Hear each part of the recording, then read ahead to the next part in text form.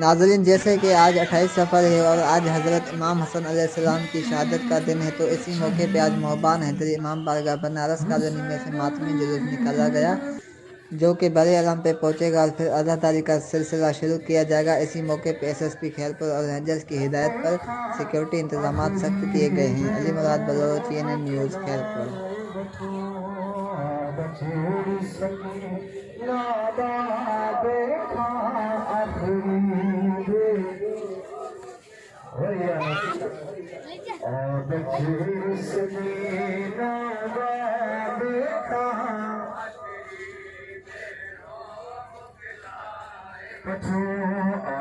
बच्चों